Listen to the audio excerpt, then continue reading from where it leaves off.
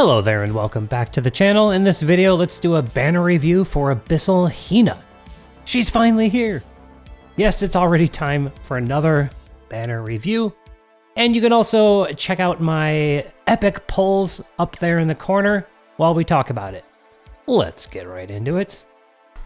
All right, Abyssal Hina, looking awesome, as the Abyssal units usually do.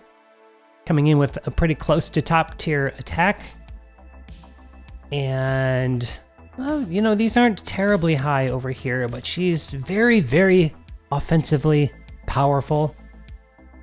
By the way, I just happened to get her to A4, so I know what her she looks like maxed.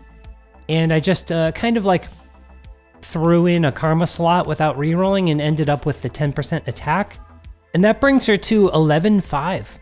Pretty nice. I think I'd rather have the crit rates, but God, I'm tempted to just keep that. That is looking spicy. Okay, so we can see she has good attack power. Let's look at the kit here. 255 hits with an additional 70% when using fire. And I think we're going to see that she's very niche for fire. She gets all of her goodies when wielding fire. So let's just consider her as an elemental specialist.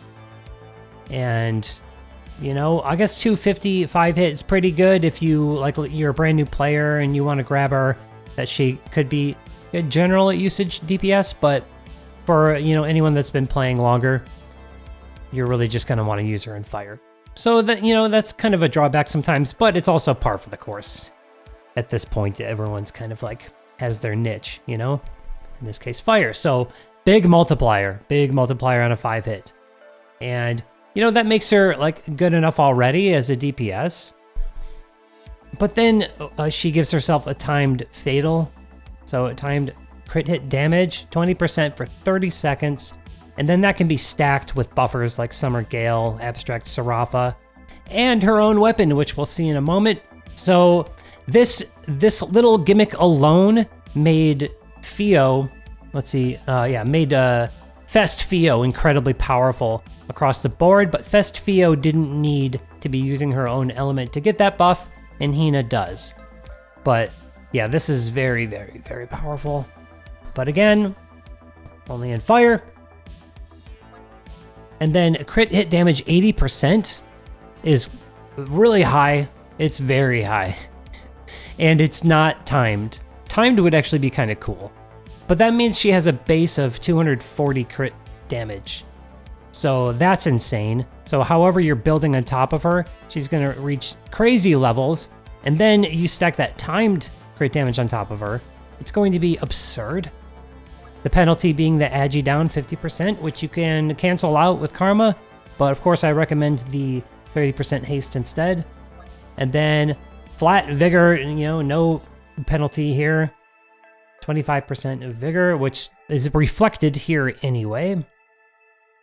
The A3 is a crazy value for an A3, 40%. Of course, it, again, relies on her wielding fire, but 40 is very good. And then, if you manage to get the debris, that's 40 more. But this can go on anyone, of course. But man, this debris on her for an 80% pursuit, and then you can roll more pursuit with our karma. Busted. So yeah, we have all the usual stuff here. And then yeah, the usual damage passives that you can go for. For me, it's all about stacking more of that pursuit. I'm not so sure about the additional 8 cooldown when you can just grab the 30 here. And yeah, this new 30 is kind of what you want to put on basically everyone. All right, the weapon. So I'm liking this a lot. HP is pretty high, actually. Didn't notice that until now. Very cool. Attack is very high for a one-hand sword. I love it. The skills. 19 seconds of 5 hits with increased crit damage even further on the skill. And that makes up for the fact that it's only 70%. 19 seconds is pretty short for such a skill. 16 seconds on this one. Raise all allies' critical hit rate for 10 seconds. Now 10 seconds isn't long, but this will add to your stack. So if you already have an active timed fatal buff, that's for 30, and this happens in the middle of it, you'll still have that same amount of time, and then this will just stack on it. And this goes to the whole party. Pretty awesome. Pretty awesome. I'm glad I have a few copies of this. Then we have, Vigor and Haste, Blaze Haste. So guess what? She can main this in Arena. Yeah, the like 16 and 19, if you have enough haste on your weapon loadout, this can sync up with the typical build of only having one haste sub. With the new 30% haste karma, I have dabbled with adding Festfio on a team with the Celeb Lavanya Fist. And I have it synced with my other like short cooldown, like one haste sub typical arena build. She's basically synced with them. This weapon will sync even better. And then the whole party gets that buff. Again, it's only 10 seconds, but whatever skill is going off after it, whether it's Hina's other skill or it's another party member, they're gonna get that buff. Just hope that you don't have a crit rate debuff from Udiel or Yuri or something. Okay, let's continue looking at the banner here. And yeah, the polls are done. How epic was that? I was able to get one of the reasons I decided to pull myself was because I'd never pull on Abyssals, so it was a good chance for me to play catch up. And you might have saw there, I got Yuri, Noelle, and Rion. I could take or leave Rion, but I'm pretty stoked, especially on that Yuri acquisition, and then all of the dupes of Hina, who I was really going for. Okay, so again, good HP and attack on this gun here. And we have a Fire Crush at 20 seconds. And then another burst, or a blitz, rather, they call them blitzes. 4 hit, 80%, 20 seconds. So a 20-20 weapon. Okay. So 80 isn't that great, and 4 isn't that great either. For like what I'd hoped for on a blitz. The crush is nice. It's always good to have a source of crush in subjugation. And then you get a little bit of damage out of it.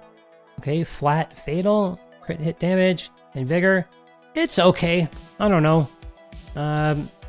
Maybe like if you're lacking other fire crush in like in your subjugation support, could be cool there. And then help with a damage a little bit. Not too groundbreaking, but I love the stats. Absurd staff. Okay, man, yet again. Sky high HP, pretty cool. A burn effect at 20 seconds with 7 hits, rather than being like an AOE burn skill. And 3 turns burn, not too many turns, but burn is pretty cool. It's always fun on like turtle strats if you're going for that. And let's see, 70% at 4, not crazy. And then that's a 20. This is a 15. All allies defense. So yeah, fate board support. If you can afford to, just get by on your healer's character skill heal, and you don't need like heal on a weapon, this could be really cool. The burn is going to help for sure, and then the party defense buff is pretty nice actually. Toughness and 10%, 3 times indomitable. This is pretty rare skill to have on a weapon, so I kind of like this. And so I think both weapons are cool if you happen to get them. If you're going for Hina, I wouldn't pull for just the weapons. Should you pull? Keep in mind that, Christmas is coming up and we always get at least like a pretty good DPS and a broken support on Christmas. So on the first Christmas banner, or rather not first banner, but the first year of Christmas, we got Christmas Akeha, who really lasted like forever, like was good, still is good. A lot of like top players I see running subjugation have kind of like booted her from the party here and there when they have better options. But for me, she's still on every one of my teams. And then the next year we got Christmas Gale, who is like still one of the best healers in the game. So usually Christmas units, there's something there that doesn't fall off. And you don't want to be out of gems when that comes around. So keep that in mind. Furthermore, let's see what else we have here. Yep, he's still here. He's still here until the 19th. So a few more days to get U-Deal. If you're just dying to pull on something right now, I think U-Deal is the best guy around. This is the best unit available. Because not only is he strong, like God, he's just built so ridiculous. And of course, I've already reviewed him. You can check him out my video, and then you can also check out my my arena final climb using him extensively. Busted HP value, attack value, and then like this Dauntless gimmick, 30 seconds, and the fact that he can pop this character skill off after 2 weapon skills, if you just have a little bit of first strike, or if you did it like 1 AA. And then this passive is always amazing on all divines. So if you got gems burning a hole in your pocket and don't know where to pull, this is priority right now. Hina is good if you have the resources to spare. You want an extremely busted fire DPS, and also you'll keep in mind that that she's niche for fire, and that her general usage across the board isn't going to be, she's not the greatest generalist. If you're a newer player pulling for, DPS, then you want to go for the generalists, excuse me, that are going to be good in every element. You're trying to build up a brand new account, and I'm just dying for a YOLO here to get her to proc on a YOLO so I can get her A5. But oh well. In any case, those are my thoughts for this video. Let me know what you think in the comments. And if you're pulling, best of luck to you. Thanks as always for watching and for your support, and I'll see you in the next one.